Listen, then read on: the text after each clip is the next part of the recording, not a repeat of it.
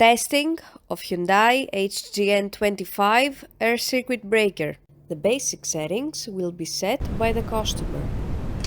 For testing, we add a 220 volt AC power supply. At first, we trip the breaker manually.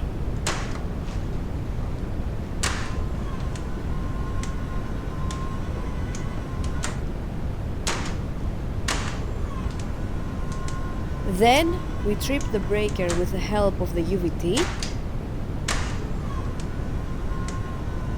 Next, we perform a short time delay test, and the breaker trips almost instantly. Lastly, we perform a long time delay test.